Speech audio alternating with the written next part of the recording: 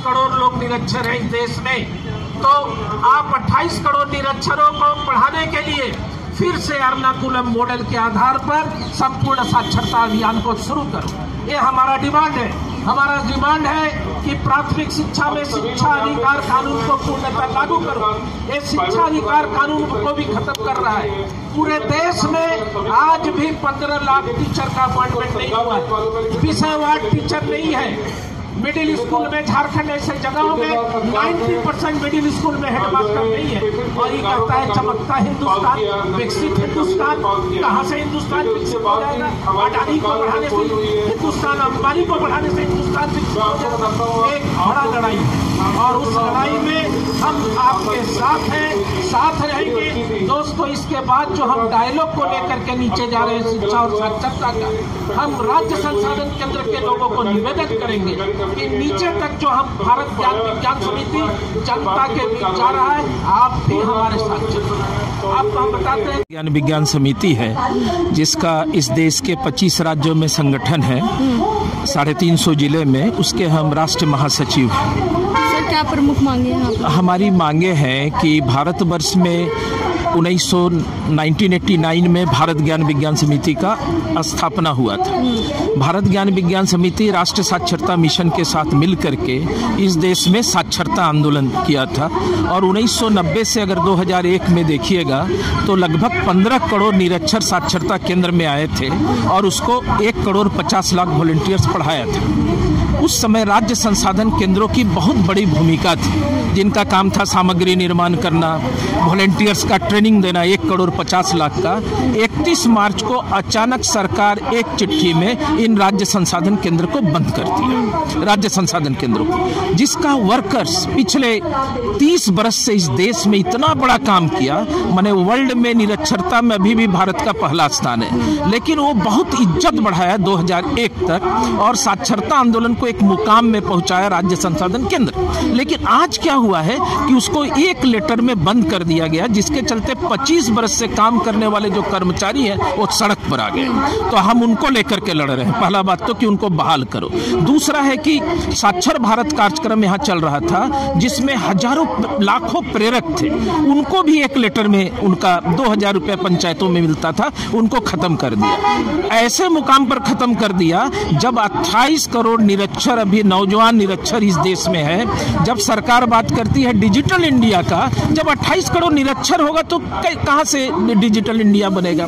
तो हम डिमांड कर रहे हैं कि पुनः साक्षरता अभियान चालू करो, साक्षरता में स्वयंसेवकों को लो, राज्य संसाधन केंद्र को फिर से शुरू करो और प्रेरकों को बहाल करो। इसी को लेकर के 1 दिवसीय धरना है, जिस धरना में आसाम, गुजरात, महाराष्ट्र माने 10 राज्यों के जो राज्य संसाधन केंद्र के लोग हैं और हरियाणा से बड़े पैमाने पर जो स्वयंसेवक है वो भी आए हैं इसमें माने धरना में डिमांड करने के लिए। 2019 का सर चुनाव आने वाला है, जिस तरह से आप बता रहे हैं कि सरकार एक कागज में सबको खत्म कर देता है, क्या इसका असर पड़ेगा क्या उस पर? जरूर चुनाव में पड़ेगा, लेकिन ये बहुत झूठा बोलने वाला आदमी है। मतलब इतना झूठा बोलने वाला आदमी इस देश में आज तक हुआ ही नहीं है। अब इतना ही झूठ बोल करके लोगों को, आप देखिए ये अल्टरनेटिव मीडिया तो बहुत काम कर रहा है, सही जो मुख्य धारा का मीडिया वो क्या कर रहा है? पूरा युद्ध लड़वा रहा है। मैंने इस समय चुनाव में, लेकिन वो कुछ भी करे, ग्रास रूट में इस तरह का काम का जबरदस्त विरोध है, जबरदस्त प्रभाव है। चुनाव में तो इनको सिखाएगा लोग, छोड़ेगा नहीं। क्या संदेश सर आपको केंद्र सरकार को, मोदी सरकार को? हम मोदी सरकार, हमारी सरकार आएंगे तो अच्छे दिन। मोदी सरकार को हमारा ये कहना है कि पहले तो झूठ बोलना बंद करो। 3 करोड़ को तो तुम नौकरी ही नहीं दिया, लोगों का नौकरी को खत्म किया, तो कम से कम अभी तो पहले सच बोलो, उसके बाद काम करना शुरू करना।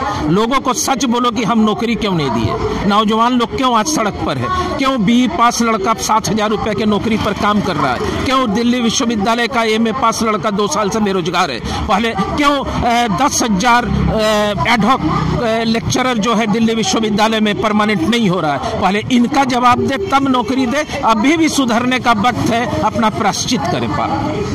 Dr. M.S. Narwal, I'm chairperson of the State Resource Center of Haryana that is situated at Rohtak. I'm sorry. So आज हम यहाँ इसलिए आए हैं कि सभी स्टेट रिसोर्स सेंटर जो हिंदुस्तान भर में काम कर रहे थे, लिटरेसी का सारा भार उनके सिर पर था, उनको अब बंद कर दिया गया। और हमारा उनसे कहना है कि ये दुकान तो नहीं थी जिसको बंद कर दिया, ये तो हिंदुस्तान के पर्सपेक्टिव का एक हिस्सा था, हिंदुस्तान के फ्यूचर आइडिया का हिस्सा था कि हम पढ़ा लिखा से एक नागरिक समाज बनाएंगे। आपको इस पे असर क्यों नहीं होता, आप इसको क्यों बंद कर रहे हैं? और हरियाणा में साक्षरता का बहुत बड़ा काम हुआ है। हम सच कहो तो मोदी जी कहीं भी यात्रा करें, हमें मतलब है, हमने गांव-गांव में यात्रा की, हम गांव के यात्रा करने वाले लोग हैं। महिलाओं को, दलितों को, माइनॉरिटीज़ को, अनपढ़ छोटे किसानों को इतने बड़े स्तर पर मोबिलाइज़ किया हमने लिटरेसी क्लासेस में आने के लिए, और बहुत बड़ी संख्या में लोगों ने उनके अंदर भाग लिया, खासकर महिलाओं ने भाग लिया। इतने बड़े काम को करते हुए राज्य संसाधन केंद्र उसके पीछे थे, किताबें लिखना, पम्पलेट्स लिखना, दूसरी टेक्निकल वीडियोस बनाना, सब कुछ। और आज अच्छी अच्छी चीज़ों को ख़त्म क्यों कर रहे हैं आप? कुछ कई बुराइयां हैं उनको ख़त्म कर दीजिए, जो बहुत कुछ अच्छा है हिंदुस्तान में उसको बचा के रखा जाए। मैं समझता हूँ कि ये हिंदुस्तान के इस आइडिया को आप कैसे चोट कर सकते हैं कि यहाँ पर लिटरेसी अब बंद कर दी जाए। लिटरेसी बंद नहीं होनी चाहिए, क्योंकि स्कूल तो आप स्कूल भी नहीं खोल रहे हैं और लिटरेसी भी बंद कर रहे हैं। ये कैसी नीति बनी है? हम उस नीति के खिलाफ नंबर एक। दूसरा ये है कि आप इसको शुरू कीजिए, और इसमें जो भी इंफ्रास्ट्रक्चर है, ये SRC इंफ्रास्ट्रक्चर है इसके। हमारे पास लाखों किताबें हैं इस वक्त, हमारे पास वीडियोस हैं बहुत सारे, हमारे पास ट्रेनिंग शेड्यूल्स हैं बहुत सारे, और पम्पलेट्स हैं, स्लोगन्स हैं, पोस्टर्स हैं जो हम तैयार करते हैं, तो सब कुछ रखा हुआ है। बहुत बड़े रिसोर्सेज को वेस्ट किया जा रहा है। बंद थोड़ा करते हैं, किसी को सुधारते हैं, बढ़ाते हैं। हम चाहते हैं इनको और बढ़ाइए। फिर कर्मचारियों का मामला है, जो लोग 30-30 साल से काम कर रहे हैं, अचानक वो बेरोजगार हो गए हैं। इसमें रिसर्च फेलोज भी थे, इसके अंदर दूसरे कर्मचारी भी थे, इसमें प्रेरक भी थे दूसरे जो गांव में, उन सबको बेरोजगार करके अब कौन सा कोई अल्टरनेट पॉलिसी तो आई नहीं है जो इससे बढ़िया हो, और जो इससे भी बढ़िया हो तो हम और ज़्यादा हौसले से काम करें। अपील क्या करेंगे सर? अपील ये करना चाहिए, इस वक्त मेरी सीधी अपील ये है कि हिंदुस्तान में इस आइडिया को, लिटरेसी के आइडिया को जारी रखना चाहिए, इसको बंद नहीं करना चाहिए। और जो संसाधन बने हुए हैं, स्टेट रिसोर्स सेंटर्स हैं, उनमें कर्मचारी हैं और प्रेरक हैं, इस संसाधन को ख़त्म नहीं करना चाहिए, इसको बहाल रखिए और इनके ज़रिए और अच्छा काम किया जाए। शुक्रिया। मैं अविनाश सैनी हूँ, हरियाणा से आया हूँ। साक्षरता अभियान से 1995 से जुड़ा हूँ और इसी साक्षरता अभियान में रहते हुए, आगे बढ़ते हुए डेवलप हुआ हूँ।